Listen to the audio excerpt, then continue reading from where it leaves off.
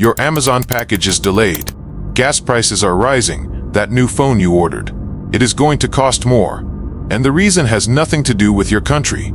It is because of a war happening in a narrow strip of water 5,000 miles away that most people cannot even find on a map right now. Ships are being attacked in the Red Sea.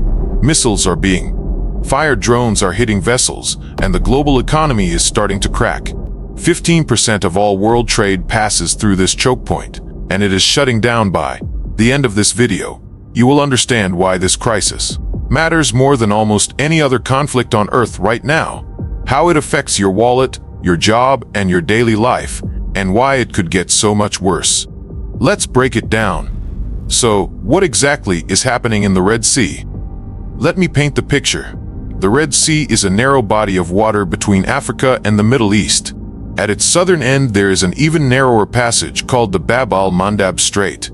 It is only 18 miles wide at its narrowest point, and every day dozens of massive cargo ships pass through it carrying oil, electronics, cars, clothes, food, everything you can imagine. This strait connects the Red Sea to the Gulf of Aden, which leads to the Indian Ocean, and on the other side of the Red Sea, the Suez Canal. That canal is the shortcut between Asia and Europe. Without it, ships would have to sail all the way around Africa, adding weeks and millions of dollars to every journey. So this tiny stretch of water, the Bab al-Mandab Strait, is one of the most important shipping lanes on the planet. About 12% of global trade and 30% of global container traffic passes through here. 8 million barrels of oil per day, liquefied natural gas, consumer goods. If this route closes, the world feels it immediately. And right now it is under attack. Since late 2023, a group called the Houthis, based in Yemen, have been launching missiles and drones at commercial ships passing through the Red Sea. They have hit tankers, they have struck cargo vessels, they have even sunk ships, and they are not stopping. The Houthis are not some random militia. They control northern Yemen, including the capital. They are backed by Iran, one of the most powerful countries in the Middle East, and they have access to advanced weapons, ballistic missiles, anti-ship cruise missiles, explosive drones. This is not small-scale harassment. This is a coordinated campaign to disrupt global shipping, and it is working. Major shipping companies have stopped using the Red Sea route entirely. Maersk, one of the largest shipping companies in the world, rerouted its vessels. MSC did the same. BP suspended all shipments through the area. Dozens of other companies followed. So where are these ships going? Around Africa, all the way around the Cape of Good Hope at the southern tip of the continent. That adds about 3,500 miles to the journey.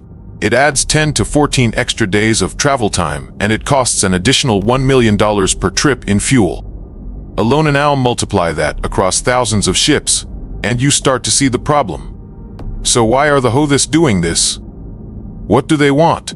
The official reason they give is solidarity with Gaza. The Houthis say they are targeting ships linked to Israel or heading to Israeli ports. In response to the war in Gaza, they claim this is their way of pressuring Israel and its allies. But here is the reality. The Houthis are not just hitting Israeli-linked ships, they have attacked vessels from dozens of countries, ships with no connection to Israel whatsoever. Chinese ships, Indian ships, ships flagged in Panama or Liberia. It does not matter if you are passing through, you are a target. So, what is really going on? This is about Iran. Iran backs the Houthis financially and militarily. The weapons the Houthis are using, most of them come from Iran. The strategy, likely coordinated with Iran, and Iran has a clear interest in disrupting shipping through the Red Sea by attacking ships. The Houthis accomplish several things for Iran. First, they raise the cost of doing business with Israel and its allies. Second, they put pressure on Western economies by driving up shipping costs and inflation. Third, they stretch US and European naval resources thin, forcing them to deploy warships to protect commercial vessels.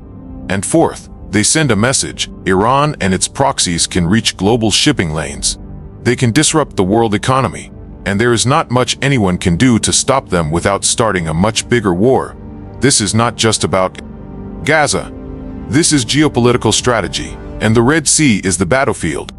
Now, let's talk about what this means for you, because this is not some distant crisis that does not affect ordinary people. It affects everything. First, shipping costs. When ships have to reroute around Africa, The cost of moving goods skyrockets. Shipping companies pass those costs on to retailers. Retailers pass them on to consumers. That means higher prices on almost everything: imported electronics from Asia, more expensive cars from Europe, more expensive clothes, furniture, toys. Anything that comes by ship is going to cost more. And since most consumer goods are shipped, that is, almost everything you buy, second delivery times, adding 2 weeks to a shipping route means delays. That holiday gift you ordered online, it might not arrive on time. That part your company needs for manufacturing, delayed. Supply chains are already fragile after the pandemic. This makes them worse. Third, energy prices. About 12% of global oil trade and 8% of liquefied natural gas pass through the Red Sea. When that route is disrupted, energy prices rise, and when energy prices rise, everything else gets more expensive because energy is needed to produce and transport goods. You are already seeing this. Oil prices have spiked since the attacks started. Some analysts predict gas prices could rise by 10 to 20 cents per gallon if the crisis continues in Europe, where they rely heavily on LNG imports. Heating costs are going up. Fourth, inflation. All of these costs, shipping, delays, energy, feed into inflation. Central banks have been fighting to bring inflation down. The Red Sea crisis is pushing it back up. And if inflation stays high, interest rates stay high.